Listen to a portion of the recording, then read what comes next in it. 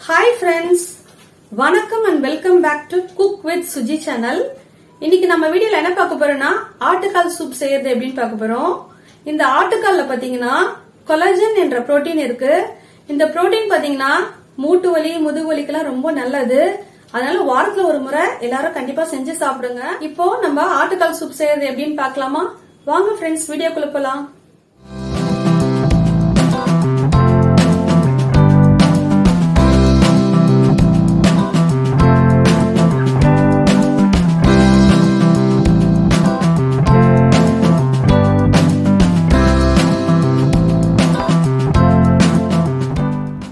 ஆட்டுக்கால் சூப் செய்ய தேவையான பொருட்கள்: ஆட்டுக்கால் 3 செட், 12 கால்கள், வெங்காயம் பெரியது 6, தக்காளி பெரியது 6, இஞ்சி பூண்டு பேஸ்ட் 3 டீஸ்பூன், பூண்டு 20 பல்லு, மிளகாய்த்தூள் 9 டேபிள் ஸ்பூன், மஞ்சள் தூள் 1 ஸ்பூன், மிளகு சோம்பு பவுடர் 2 ஸ்பூன், பட்டை 1 இன்ச் 2 பீஸ், சோம்பு 1 ஸ்பூன், எண்ணெய் 9 டேபிள் ஸ்பூன், கறிவேப்பிலை, கொத்தமல்லி, உப்பு தேவையான அளவு.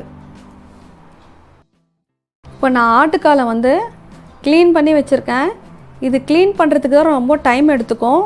அதனால் நல்லா இது மேலே இருக்க கருப்பாக இருக்கிறதுலாம் நல்லா அந்த தோலெல்லாம் சுட்டதை நல்லா சுரண்டி எடுத்துருங்க.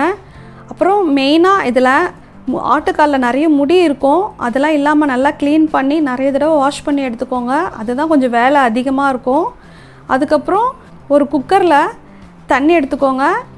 அதில் சால்ட்டும் மஞ்சத்தூளும் சேர்த்து இப்போ இதை நல்லா நம்ம கலந்துட்டு இப்போ நம்ம இதை 20 மினிட்ஸ் வேக வச்சிடலாம்.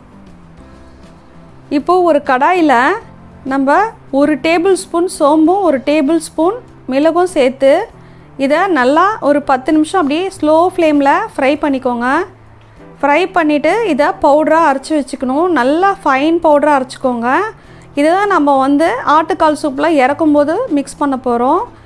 இந்த பவுடர் பார்த்திங்கன்னா நீங்கள் மட்டன் கிரேவி, சிக்கன் கிரேவியில் கூட ஆட் பண்ணிக்கலாம். இறக்கும்போது ரொம்ப டேஸ்ட்டாக இருக்கும், நல்லா மணமணக்கும். அதனால் இந்த பவுடர் உங்களுக்கு வேஸ்ட் ஆகாது, 6 மாதம் ஆனாலும் கெட்டு போகாது.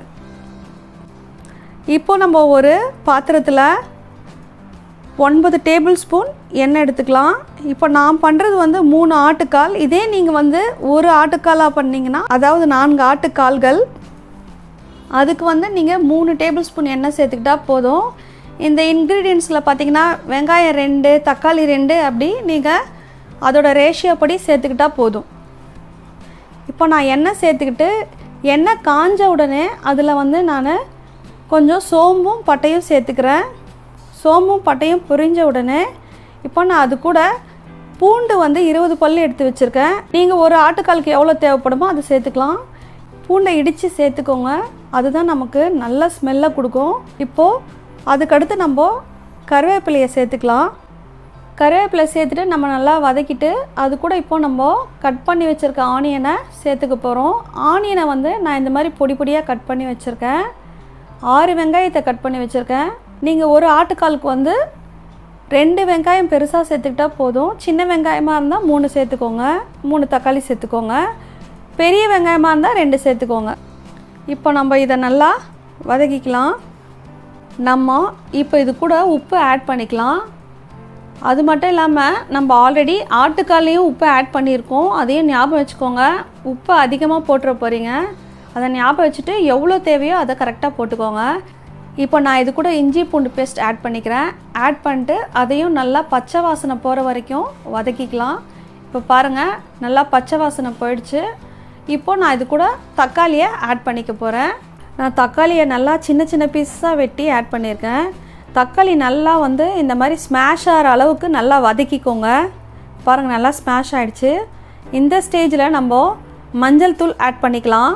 அதுக்கப்புறம் நான் ஆல்ரெடி சொல்லியிருக்கேன் இல்லையா, மிளகாய்த்தூள் நான் 1 கிலோ தனியாவுக்கு 1/2 கிலோ மிளகாய் ரேஷியோவில் தான் அரைச்சி வச்சுருப்பேன். அந்த மிளகாய்த்தூளை தான் நான் இப்போ இது கூட ஆட் பண்ணிக்க போகிறேன். மஞ்சத்தூள் போட்டு நம்ம வதக்கிட்டு அதுக்கப்புறம் மிளகாய்த்தூள் நான் 9 டேபிள் ஸ்பூன் சேர்த்துக்கிறேன். இப்போ நீங்கள் ஒரு ஆட்டுக்கால் எடுத்திங்கன்னா அதுக்கு 3 டேபிள் ஸ்பூன் சேர்த்துக்கிட்டா போதும். சேர்த்துக்கிட்டு நம்ம இதையும் நல்லா வதக்கிக்கலாம். இதன் பிறகு நம்ம தேவையான அளவு தண்ணியை ஊற்றிக்கிட்டு அதை நம்ம கொஞ்ச நேரம் கொதிக்க விடலாம். இப்போ பாருங்கள், ஆனியன் டொமேட்டோலாம் நல்லா ஸ்மாஷ் ஆகிடுச்சு, நல்லா வெந்துடுச்சு. இப்போ இந்த ஸ்டேஜில் நம்ம குக்கர் ஓப்பன் பண்ணி பார்க்கலாம். பாருங்கள், ஆட்டுக்காலும் நல்லா நம்மளுக்கு வெந்துடுச்சு. பாருங்கள், ஆட்டுக்கால் பாருங்கள் இப்போ எப்படி நல்லா வெந்திருக்கு பார்த்தீங்களா? இந்த மாதிரி அளவுக்கு நம்ம நல்லா வேக வச்சுக்கணும். இப்போ இது கூட நம்ம ரெடி பண்ணி வச்சுருக்க கிரேவியை ஆட் பண்ணிக்கலாம். ஆட் பண்ணிவிட்டு அது கூட நம்ம தேவையான அளவு தண்ணி ஊற்றிக்கலாம். உங்களுக்கு எந்த கன்சிஸ்டன்சி வேணுமோ அந்த அளவுக்கு நீங்கள் தண்ணி ஊற்றிக்கோங்க. இப்போ உங்களுக்கு சூப் ரொம்ப திக்காக வேணும்னா நீங்கள் ஒரு கைப்பிடி அளவு துவரம்பருப்பை வந்து நம்ம ஆட்டுக்கால் வேகும் போதே நம்ம ஆட் பண்ணி அதையும் நம்ம வேக வச்சுக்கிட்டோன்னா அந்த பருப்பு வாசனைலாம் உங்களுக்கு தெரியாது, ரொம்ப திக்காக இருக்கும், அந்த டேஸ்ட்டும் சூப்பராக இருக்கும். இப்போ நான் இன்றைக்கி பருப்பு ஆட் பண்ணல, உங்களுக்கு வேணும்னா நீங்கள் சேர்த்துக்கலாம். இப்போ நல்லா குழம்பு கொதிக்குது. இப்போ இறக்குற ஸ்டேஜில் நான் மிளகு சோம்பு பவுடர் அரைச்சி வச்சுருந்தேன் இல்லைங்களா, அதை இப்போ இது கூட நான் ஆட் பண்ணிட்டேன். இது நல்லா வந்து ஒரு 5 மினிட்ஸ் கொதிக்கட்டும். கொதித்த பிறகு தான் இறக்கணும், இல்லைன்னா பச்சை வாசனை வரும். இப்போ நல்லா கொதிச்சுட்டு இருக்குது.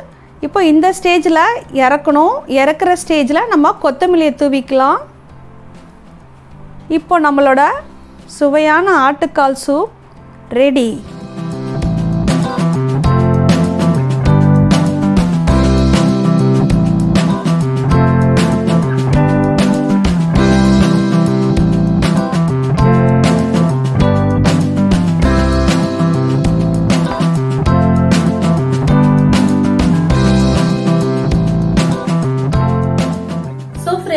இந்த வீடியோ உங்களுக்கு பிடிச்சிருக்கும்னு நினைக்கிறேன்.